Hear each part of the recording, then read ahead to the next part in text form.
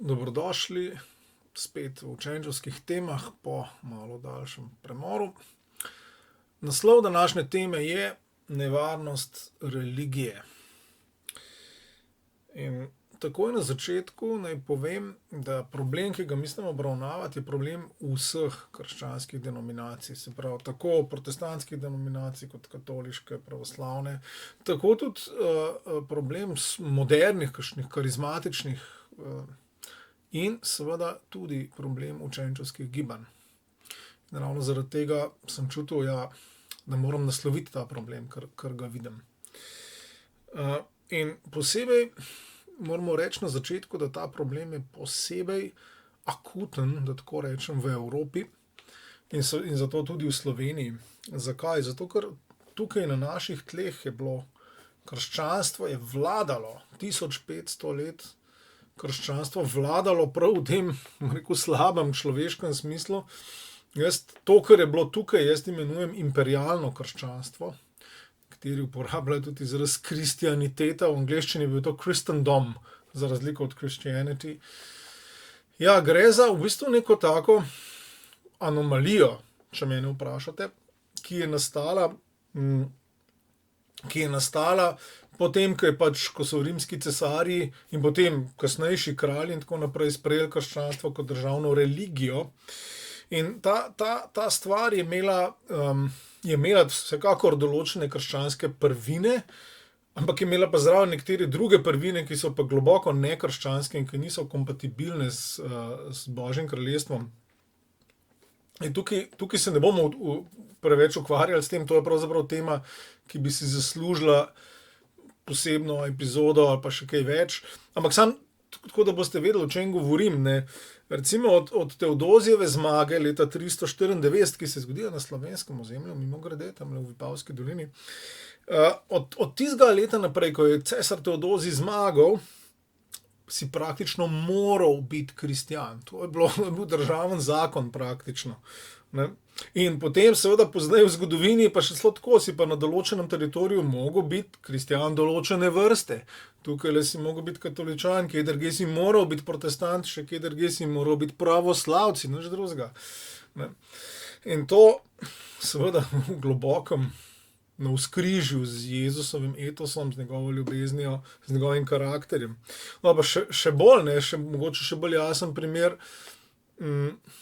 to imperialno krščanstvo, znotraj tega so se dogajale vojne v imenu Jezusa, ubijanje v imenu Jezusa, heretikov, krivovercev ali kogarkoli, preganjanje, v imenu Jezusa, vse v imenu kneza miru, a ne. Tako da, mislim, se pravim, o tem bi se dalo veliko govoriti. Jaz sem globoko prepričan, da bi kristjani v Evropi morali razglasiti 100 let spokorjenja pravzaprav zaradi zlorabe Božjega imena, ki se je tukaj konsistentno, sistematično dogajala na našem celem teritoriju Evrope teh 1500 let, tam nekje od Konstantina ali pa od Teodozija, pa nekje do Prve svetovne vojne. Ampak, kot rečeno, tukaj ne bomo šli zdaj v te detajle, ampak samo hočem pa poudariti, da smo naivni, če mislimo, da ta predzgodba naša tukaj, 1500 let te predzgodbe, če mislimo, da to nima vpliva na nas. To je pač zrak, ki ga dihamo tukaj. Se pravi, mi, ki danes tukaj na tem področju verujemo in hočemo hoditi za Jezusom, imamo, to je pač naša preteklost, ne, in katere se moramo zavedati.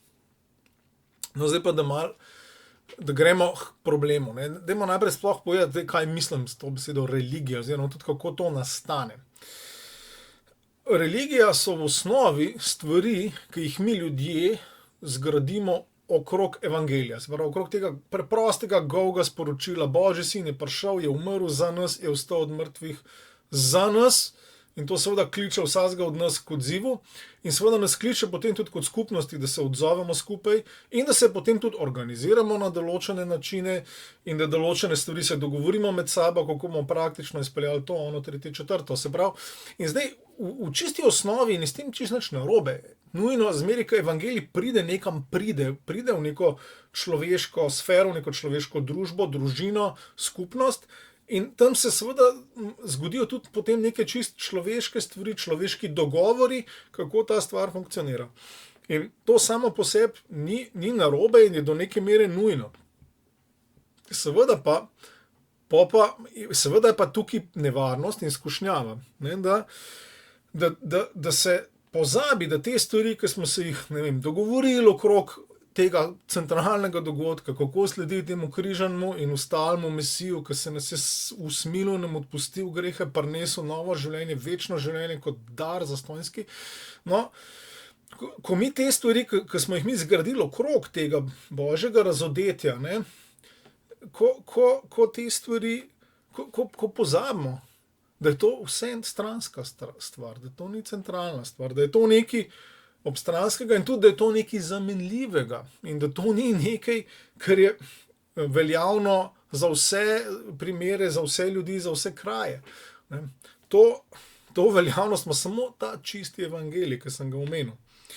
In seveda, huda težava je pa potem, da v naslednjem, ko najprej pozabimo to, potem pa kar naenkrat te stvari postanejo same sebi namen.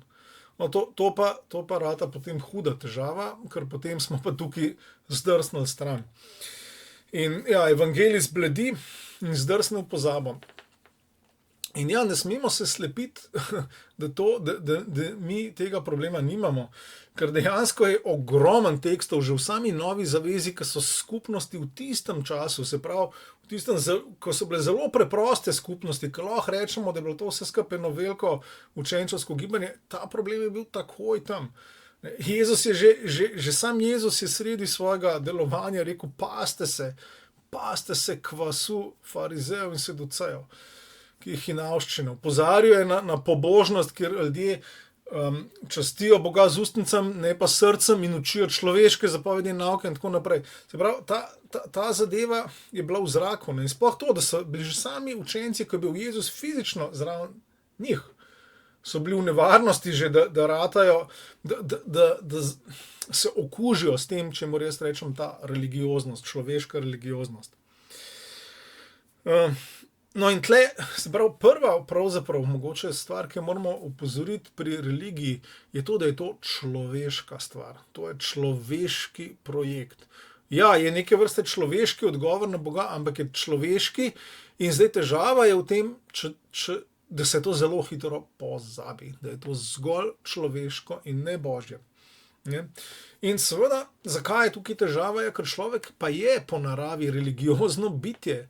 Ne, zato so imeli skozi zgodovino vsi narodi so imeli svoje bogove, svoje bogoslužja, svoje obrede. Človek je religiozno bitje in tudi konec koncev ta sodoben ateizem ali pa sekularizem je tudi samo še ena oblika religije v resnici. Ne, in to je religija, ki pač veruje v materijo ali pa v znanost, ampak veruje neracionalno. Tukaj ni, da se razumemo, tukaj ni resne osnove za tako religijo. Ne? In skratka, človek je religiozno bitje. In tukaj se potem zgodi, ne, da si človek prilasti Boga. In to je problem religije, da si te stvari, ki se tičejo Boga, da si jih človek začne prisvajati, zato ker si je pač zgradil neke svoje stvari. In te njegove stvari potem ratajo zdaj ključne in ratajo glavne.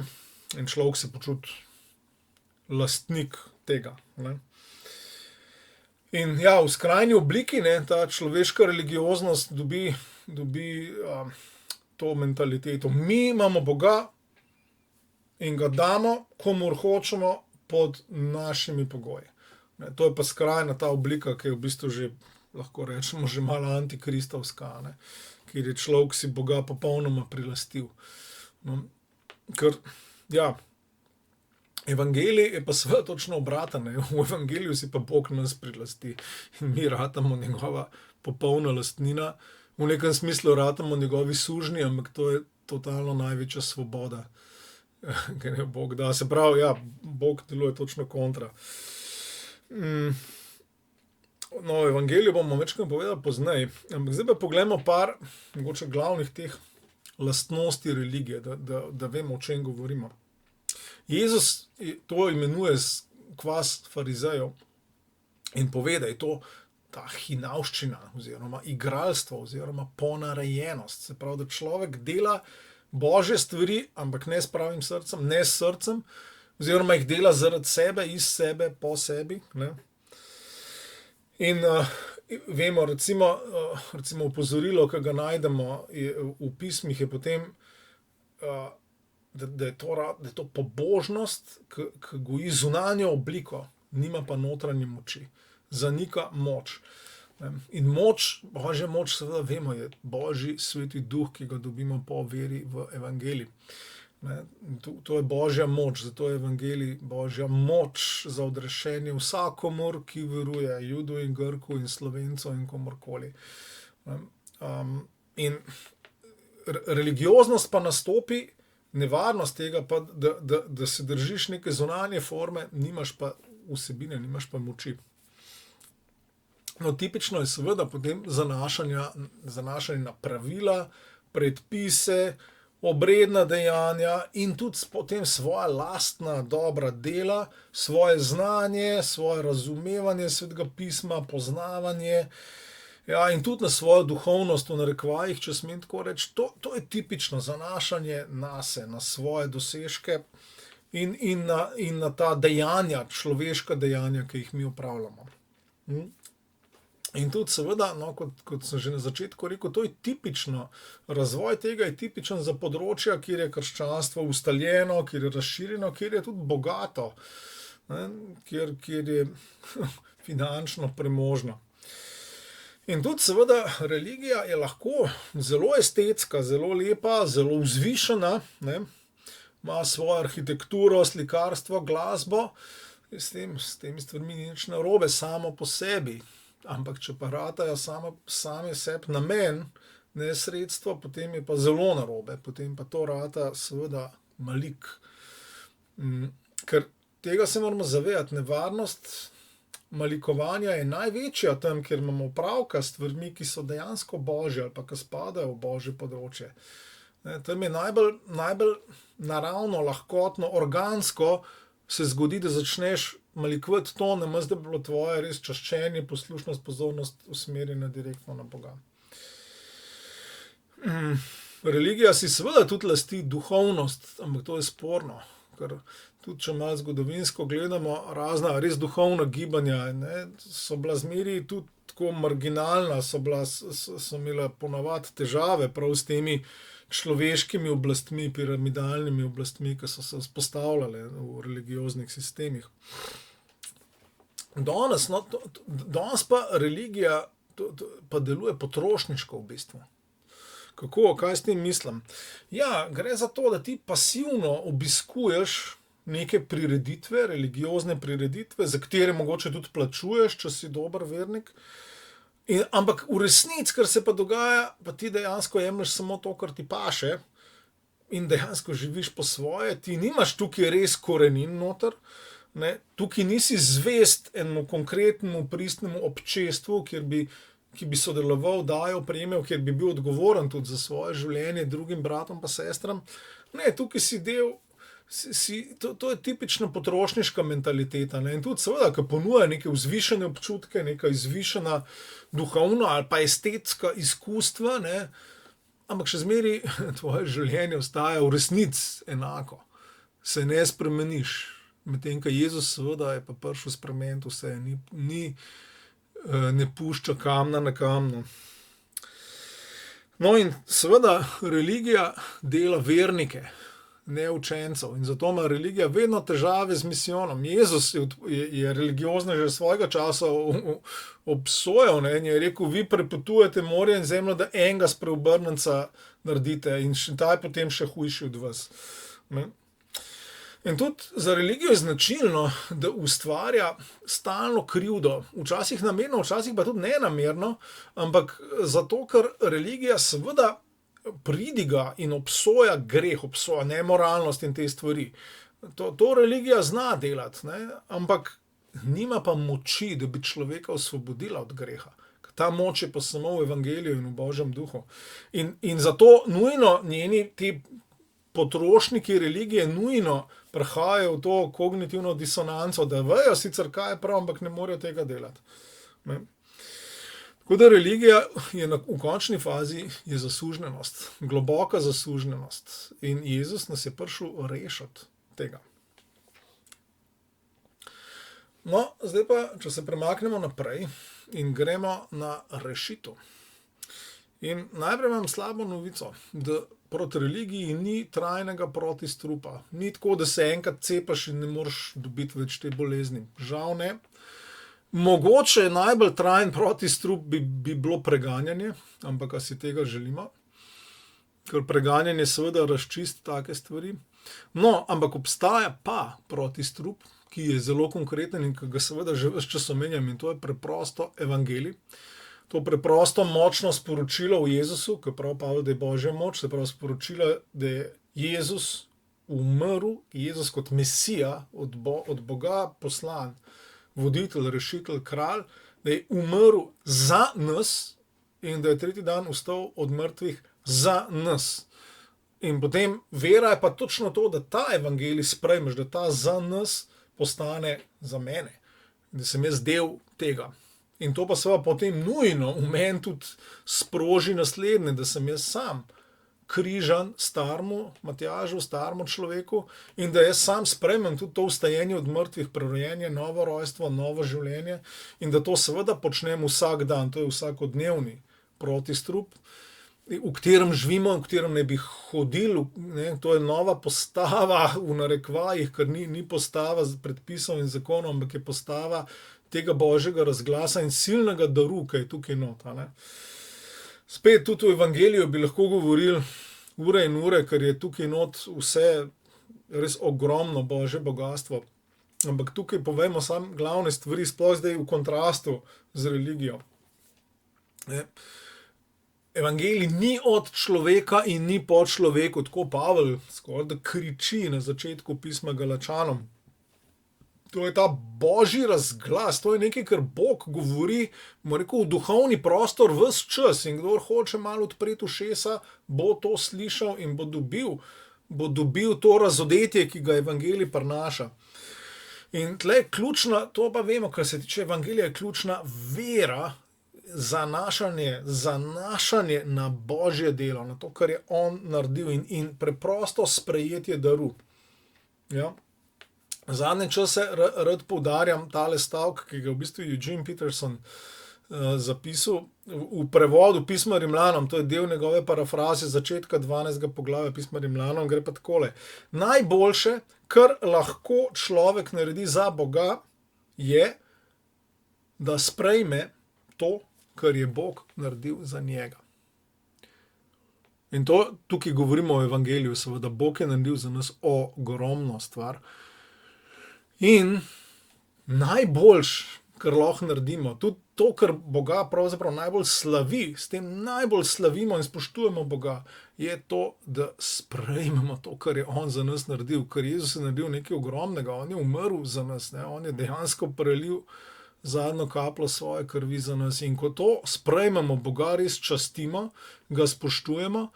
In seveda, kot vemo, to nas potem tudi opolnomoči za to, da delamo vsa možna dobra dela z vso vztrajnostjo, z vsem pogumom, vsa Jezusova dela dejansko. In tukaj, ker s tem seveda stopimo, ne, mi z evangelijem, ko sprejmemo evangelij, sprejmemo v ta način življenja, da zame velja križ in vstajenje vsak dan, se pravi, da sem mrtev, starmo in živim, že začenjam živeti to novo večno življenje, ki ga Jezus prinesel sem na ta svet. In to pač, ja, kot življenjski stil in vsakodnevna disciplina. In tukaj v evangeliju se pol pojavi ta resnična svoboda. In to ni svoboda, da jaz lahko delam, kar hočem, ampak je svoboda za nekaj, svoboda za to čisto pravo ljubezen. Za to veselo služenje Bogu in veselo služenje drugim, da lahko pogumno prinašam to Božjo luč naprej tudi drugim, ne samo, da jo imam zase. Ne. Prav, in to je življenje z Bogom po njegovem svetem duhu. Tako, sem že malo nakazal, ampak tukaj na tej točki je pa smiselno mogoče, da še malo tako prav v parih predstavim določene smernice, ki jih potrebujemo, da res lahko razločimo. Ne, ker, kot rečeno, noben od nas ne sme misliti, da je imun na to. Vsak od nas se znajde v skušnjavi, da bi stopil v to religiozno obliko življenja, odnosa z Bogom, odnosa z drugimi, ker je to lažje, ker je to človeško. Evangelij nas pa dejansko sil ven v nek prostor, ki je drugačen, ampak ki je božji in ki je v resnici edin res dober. No, ampak poglejmo zdaj malo kontrast, tako prav, da bomo lažje razločevali, kje smo. Tukaj se lahko vsak vpraša, v teh parih, ki jih bom omenil, se lahko vsak od nas vpraša in preveri, kje je. A je na strani religije, a je na strani evangelija o Božjem kraljestvu.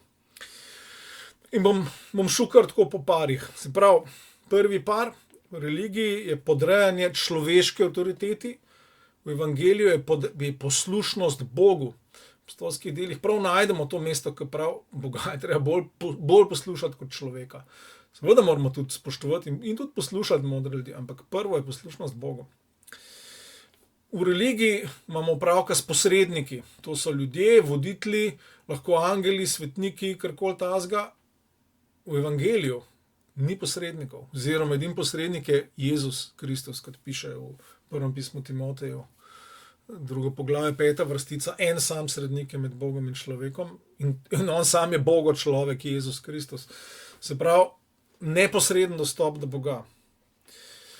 Že tukaj takoj vidimo, ne, če je to res tako, če je zdaj Jezus res odprl ta neposreden dostop. Ja, pa se religija se lahko samo še uriva tukaj vmes na mesto, ki ne gre. In če vidimo, da se karkoli uriva tukaj, takoj moramo, ne stop, to ne spada sem.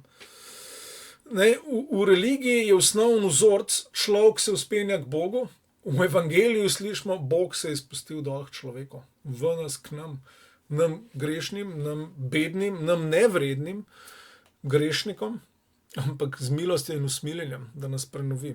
Medtem, ko tam pa seveda človek poskuša sebe izboljšati in se dvigati do Boga. In to velja za vse religije.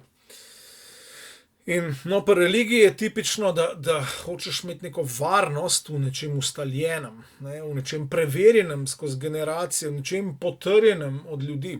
Ne. Pri evangeliju gre za gotovost, ki prihaja samo od Boga, ki je pa dejansko neposredna stvar, ne, sad tega neposrednega odnosa z Bogom, ne, ki nam neposredno razodeva Jezusa, tako kot je Jezus Petru rekel, meso in kri ti nista tega razodela, ampak moj oče v nebesih. Tukaj govorimo o tej vrsti direktnega razodetja, ne, in ki ga Bog da kot človek pozorno in odprto posluša evangelij. Prav, varnost v ustaljenih človeških zadevah, gotovost glede razodetja, ki ga je Bog dal. Ja, kot smo že rekli, za religijo so tipične jasne meje, pravila, zakoni, vse je lepo jasno, poštimano. Nekdo je rekel, da to rabiš za otroke in za najstnike in to je pravzaprav res. Medtem ko pri evangeliju je pa nekaj, kar bi, če zdaj tako nadaljujemo, rečemo, ki pa velja za odrasle. Tukaj pa gre za sprotno, vsakodnevno odkrivanje Božje volje, seveda v tej svetli senci križa in Jezusovega vstajenja. Ne. Tukaj je pač, edini zakon je tukaj ljubezen, ne. In to je konc. In seveda Božji duh, ki je v nas, ne. Vsi, ki se dajo voditi Božjem duhu, so Božji otroci. Spet v religiji imamo kompleksnost, zahtevnost, tudi tako vzvišenost. Ne. Tukaj imamo preprostost, ki gre samo za Jezusa. Kot Pavel pravi, da se boji za Korinčane, da jih je kača preslepila stran od tega preprostega odnosa z Jezusom. Spet pri religiji imamo različne obrede, bogoslužja, ne vem kaj. In tukaj pa samo eno bogoslužje. In ja, pri teh religioznih obredih gre za to, da žrtvuješ en določen del svojega časa ali pa denarja Bogu. Tukaj pri tem enem bogoslužju gre pa za to, da žrtvuješ celega sebe Bogu. Točno to govori pismo Rimljanom, 12. poglavje, 1. in 2. vrstica, govori o logičnem, smiselnem bogoslužju, kjer darujemo svoje telesa v živo žrtvo. To je edino bogoslužje, ki ga Nova zaveza pozna. Potem, za religijo je značilen tržen odnos, daj dam. Jaz se trudim nekaj dobrega narediti in pričakujem, da me bo Bog nagradil. In je to temelj mojega odnosa z Bogom. V evangeliju je temelj mojega odnosa hvaležnost za dar, za nezaslužen dar. In seveda to me osvobodi, da lahko veliko dobrega naredim, ampak dobre stvari, ki jih lahko naredim, so v resnici njegova lastnina, on si lasti pravic, če kaj dobrega naredim, je njegovo. In nič ne izhaja iz tega. Ne. Ampak, kar se mene tiče, je tukaj lahko kvečemu velika hvaležnost za dar, ki sem ga prejel. In za dar, ker tukaj je dar večnega življenja, kako bi lahko to sploh ocenili. Ne. No in spet, religija, široka pot, mnogi, evangelij, ozka pot, mala čreda, pravi Jezus. Ne. In tudi pri religiji gre za to, da je temeljna identiteta človekova je pripadnost eni organizaciji, veliki inštituciji, in to je kot nek badge, jaz sem pripadam. Medtem, ko tukaj je pa na prvem mestu zvestoba malemu občestvu, ki si mu soodgovoren. Ja, lahko je to tudi znotraj ene večje skupnosti, ni problema, ampak vprašanje je, kje je moja prva pripadnost, kje sem zvest, kaj je moja prva identiteta. Ne? Ker če nimam tega malega občestva, ne morem hoditi s Kristusom, pa kjerkoli je, kakorkoli je organizirano. Ne? V religiji človek dobiva priznanje od ljudi, v evangeliju, v Božjem kraljestvu človek dobiva priznanje od Boga. Ja, kot smo tudi že omenili, v religiji je tipično ta občutek dolžnosti, delam stvari iz dolžnosti, ker jih moram, in potem se tle prej krivda tudi, ker ne moram pa čist zmeri tudi zadostiti. Medtem, ko v evangeliju, za evangelij pa tipična milost in svoboda. Ne? Svoboda in tudi čista vest, to so darovi, ki nam jih Kristus daje in ki jih moramo čuvati, prav Sveto pismo. Potem, tipično je za religijo, da je človek negotov glede svoje večne usode. Medtem, ko za evangelij, spet jasno po Svetem pismu, imamo pa gotovost odrešenja. Zaradi tega, ker odrešenje visi sam na Jezusu, na njegovem križu. In ne na mojem performansu, ki nikoli ni seveda dovolj dober. In za religijo je značilna zaprta identiteta in ta je ponovadi tudi človeška identiteta. Jaz sem kristjan, jaz sem protestant, ali pa jaz sem katoličan, ali pa jaz sem pravoslavc. In ta zaprta identiteta seveda ne daje rasti. To je končano delo. Za Božje kraljestvo je značilna odprta identiteta, ki jo definira Bog. Jaz sem Jezusov učenec ali pa jaz sem Božji otrok. In tukaj pa že v sami identiteti je zaobjeta rast. Tukaj se pravi, če sem otrok, moram rasti k nečemu, če sem učenec, se učim, ali pa vajenec, se izučujem za nekaj. No in tudi ne nazadnje, za religijo je tipična pasivnost. Ne. Večino dela opravijo profesionalci, medtem ko za Božje kraljestvo je pa značilna aktivnost, seveda v pravem smislu, ker delo v Božjem kraljestvu opravljajo vsi. Vsi na novo rojeni so delavci v vinogradu, so del Božjega ljudstva, ker edino duhovništvo, ki ga Nova zaveza pozna, je kraljevsko duhovništvo vseh verujočih. Se pravi, vsi smo poslani, vsi delamo. Tako da, tukaj recimo smo malo dobili zdaj ta kontrast in bi nas želel spodbuditi, da razmišljamo o tem in predvsem, da se pazimo te nevarnosti. Tako da za zaključek bi mogoče malo povzel te stvari, ki smo jih govorili. Se pravi, zavedati se moramo, da ta nevarnost prvič obstaja in da ni nihče imun. In tudi ta religioznost nima samo nekih tradicionalnih oblik, kot si mogoče to predstavljamo, ampak ima lahko zelo sodobne oblike tudi. Gre za zanašanje na človeške stvari. Ne vem, kakšna Hillsongova glasba mi mogoče včasih lahko deluje bolj religiozno, kot kakšen Johann Sebastian Bach, na primer. To je samo stvar mojega okusa, konec koncev. In tudi vedeti moramo, da tukaj gre prav za neko zavajanje, ki ni slučajno. Je to dejansko zavajanje našega nasprotnika, ki nas hoče speljati s poti. Lepo počasi, ampak gotovo.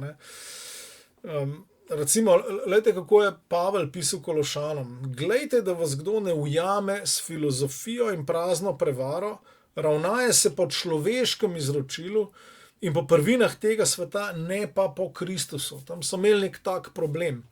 Ne? Podobno smo že slišali v drugem pismu Korinčanom 11, 2-3 enako. Tam je bila nevarnost, da jih eni ljudje, ki so govorili o Kristusu, ampak jih zapeljujejo stran od te preprostega odnosa, preprostega, čistega, enostavnega odnosa s Kristusom in ki jih navezujejo na sebe potem. Ti lažni superapostoli, jih Pavel imenuje.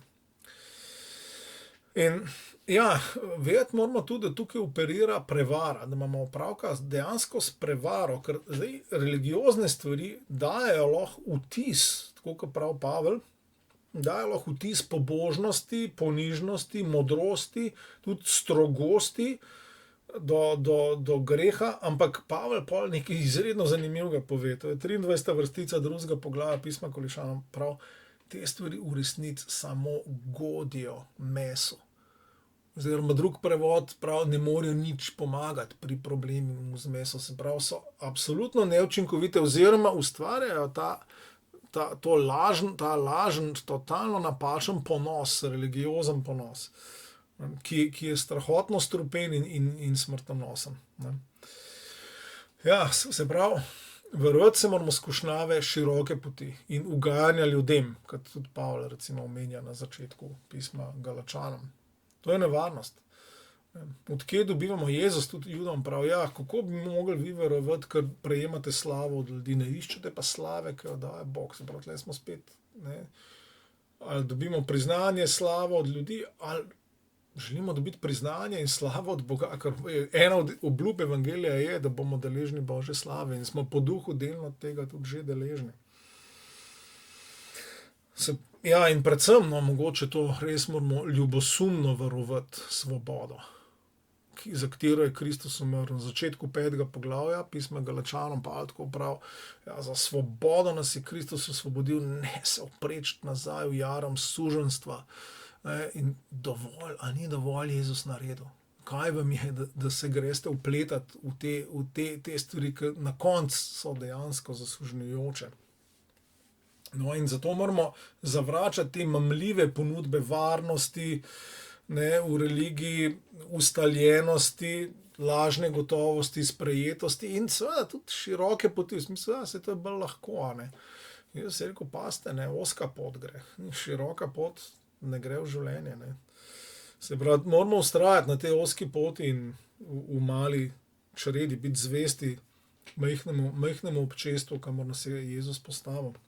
In tudi vztrajati v tej preprosti združenosti z Jezusom, ne, ki nam je podarjena, ki je čisti dar. No, in predvsem seveda oborožiti se moramo z evangelijem, ki je Božja moč, ki je dinamis, se pravi, je močno, silno orožje za sebe najprej, da se mi sami izpostavljamo te smrtonosni in oživljajoči moči evangelija, križa in vstajenja, da se mi sami temu izpostavljamo, ampak tudi, da ta evangelij širimo, dajemo naprej, da rešimo druge, da druge ljudi lahko spravimo ven iz suženjstva, v katerem so in jih postavijo res na pot v resnico, v luč, v življenje in v pravo svobodo. No, tako, to je pač nekaj smernic, nekaj nasvetov, kako se izogniti tej nevarnosti, o kateri smo govorili.